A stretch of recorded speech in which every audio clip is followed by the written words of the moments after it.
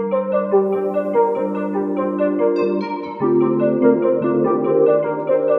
tout le monde, c'est Pasteur Leptune pour la Madame Denise Paul qui présente au rubrique pour un pile là, dit la vérité. Sur channel ça, nous l'ouvrons yeux, nous dit la vérité, l'autre monde pas dit.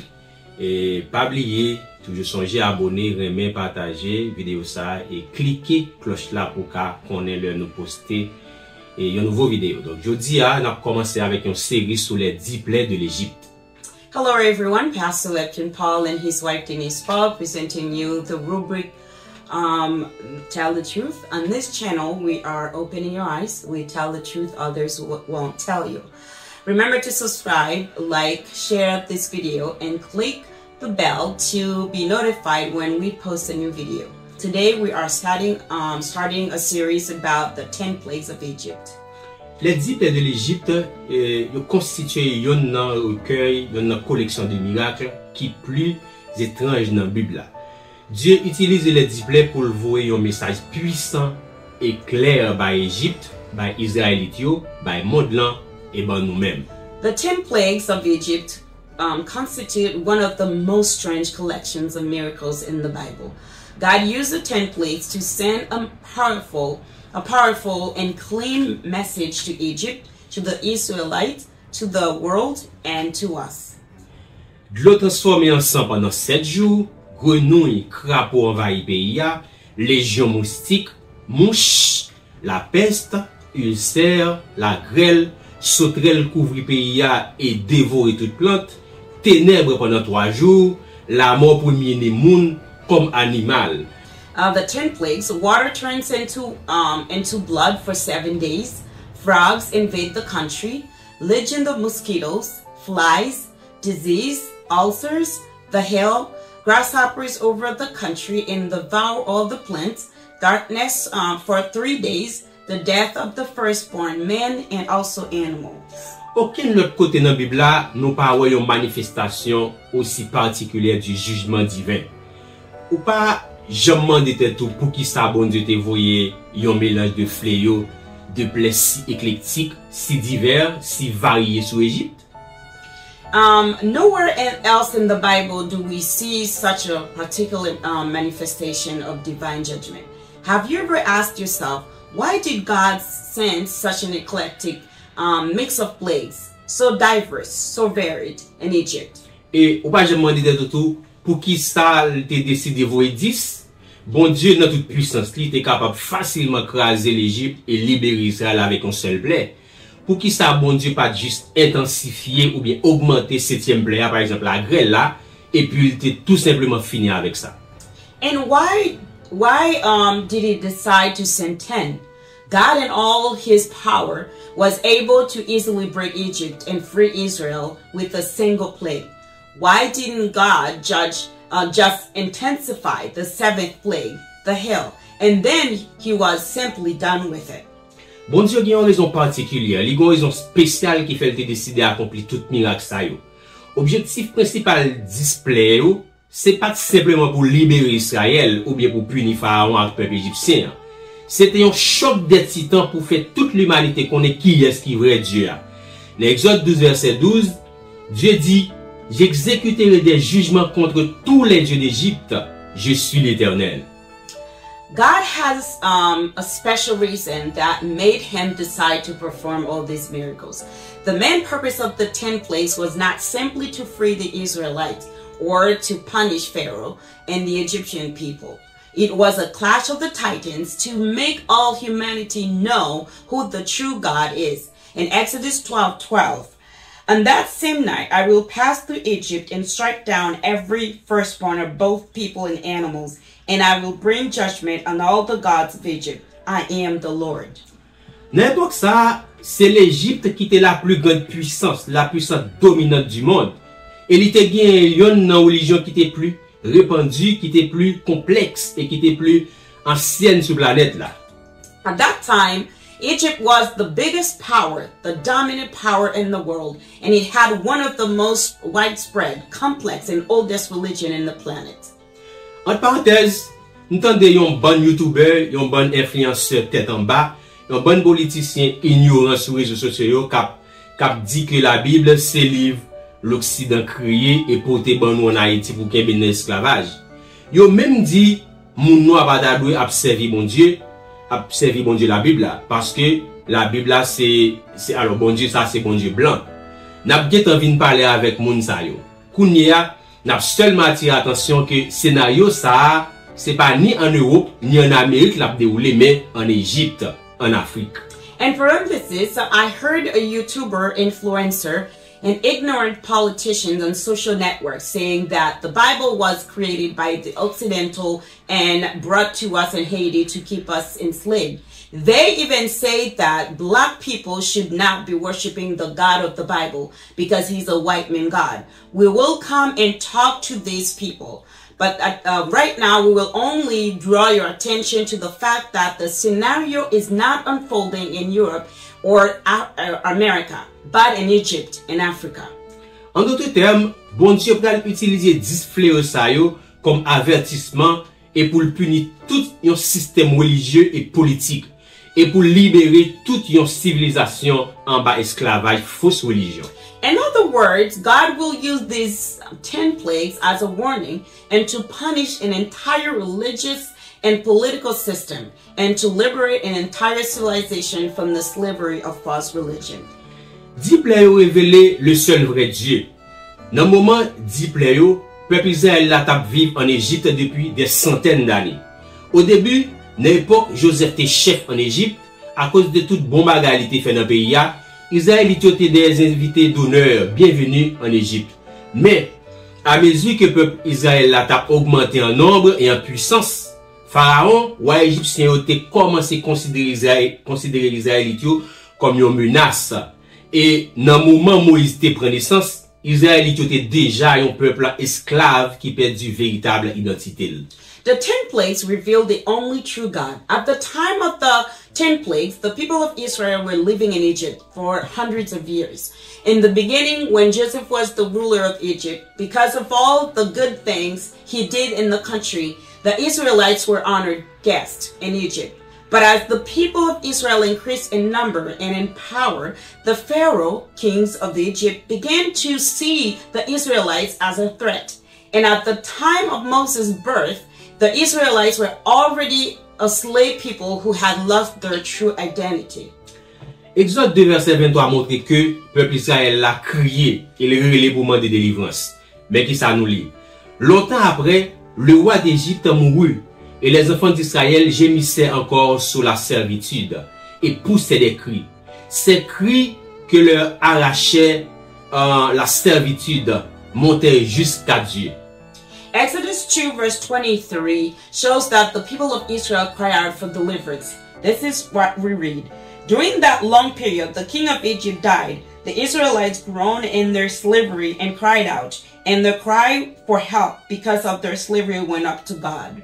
Cependant, comme on a constaté, verset a pas dit que Israël était les bon Dieu. Ça veut dire, dans souffrance, dans douleur, peuple Israël l'a tayé, il a cherché aide n'importe côté. Non mais n'importe Dieu que t'es kabayol.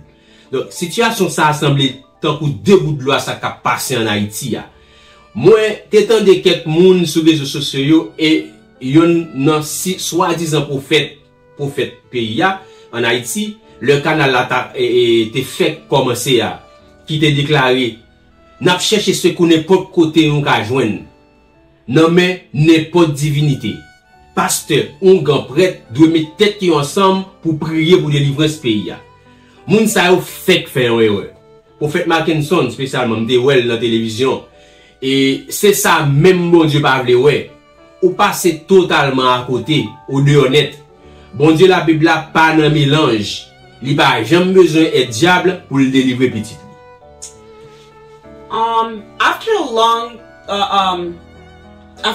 However, as you can see, the verse does not say that the Israelites were called God. This means in suffering, the people of Israel were looking for help anywhere, from any God who could help. This situation seems like exactly 2 drops of water in what is happening in Haiti. I have heard some people on the internet and one of the alleged prophets when the canal had just begun, who declares, we will seek help, however, wherever we can find it, from any deity. Pastors, voodoo priests, Catholic priests must come together to pray for the salvation of the country. These people have just made a mistake. Prophet Matthew especially, that's what even God does not want to see. You are on the wrong side. You're out of the picture. The God of the Bible does not like to be mixed. He never needs help from any or the devil to deliver his children. En fait, peuple Israël a commencé à adorer les dieux de l'Égypte. Dans Josué 24, verset 14, la Bible dit, maintenant, craignez l'Éternel et servez-le avec intégrité et fidélité. Faites disparaître les dieux qu'ont servi vos pères de l'autre côté du fleuve et en Égypte et servez l'Éternel.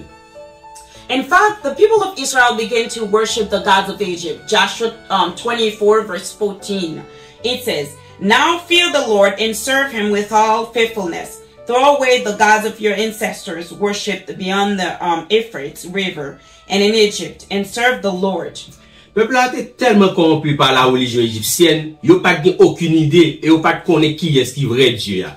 Et ça fait dans Exode 3 verset 13, après la Bible dit, Moïse dit à Dieu, j'irai donc vers les enfants d'Israël et je leur dirai, le Dieu de vos pères m'envoie vers vous.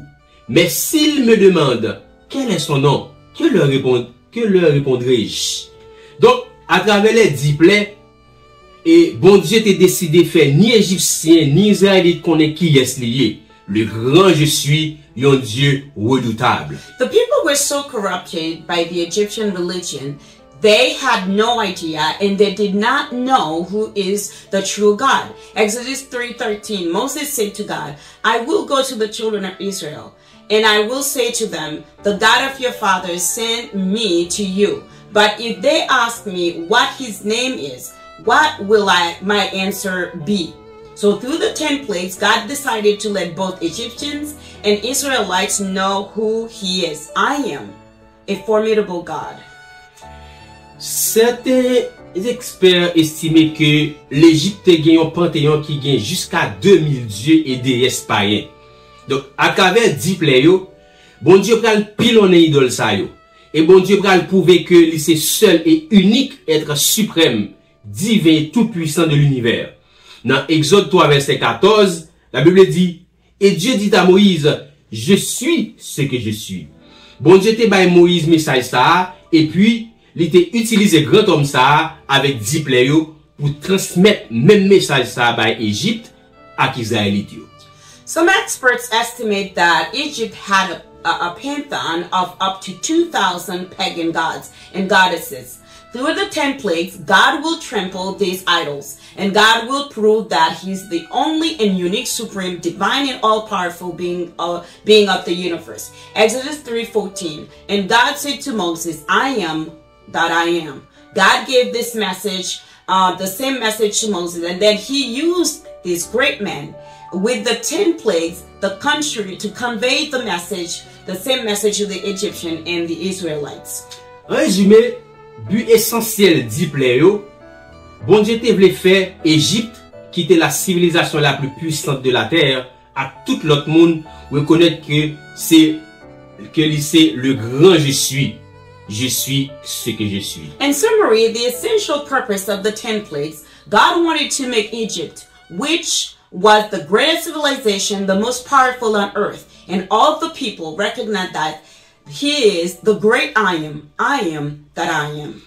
N'a pas analysé 10 plaies de l'Égypte pour nous voir un pinga à tout moqueur, à tout nèg tête en bas, tout des spectateurs qui comprennent yo ka bêtiser avec bon Dieu la Bible là. Messieurs dames, veillez comme nous parce que n'a joué à du feu et c'est tant le bon Dieu apprend. Si nous pas repenti, abandonner vieux démons, vieux ange déchu n'a servi dans vaudou ou bien dans toute l'autre religion n'a servi pour nous accepter Jésus comme sauveur nous. Bon Dieu qui a décidé n'importe qui moment mettre museau dans bouche nous ou bien vinn pilonner nous. Et m'ta premé ouais qui est nan nous qu'a camper devant la sévérité de la fureur de ce Dieu redoutable et tout puissant. Donc n'a continuer sous 10 plaies dans l'autre vidéo très bientôt.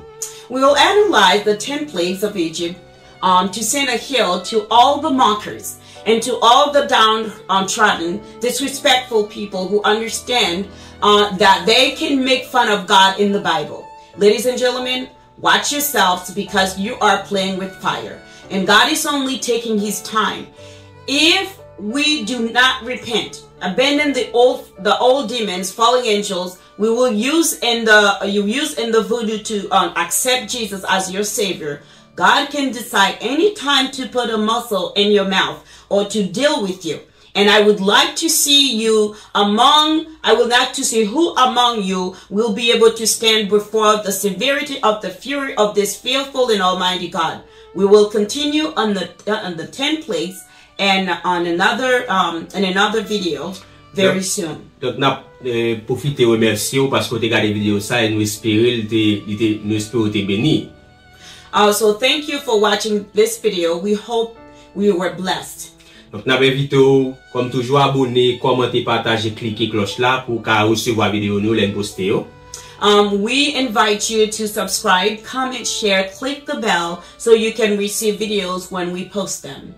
Et si vous pouvez faire ça, nous avons demandé pour opportunité pour rencontrer avec Jésus. Seulement répéter prière ça après nous. Please take this opportunity to meet with Jesus if you haven't already done so. Répétez avec nous, Seigneur Jésus. Repeat after us, Lord Jesus. Moi reconnais que moi suis un pécheur. I recognize that I'm a sinner. Moi crois que tu es mort pour moi. I believe that you died for me. Moi remettre la vie. I give you my life. T'en prie dans cœur moi. Please come into my heart. Et sauve-moi. And save me. Amen. Amen. On déclare bénédiction sur la vie. We declare blessings on your life.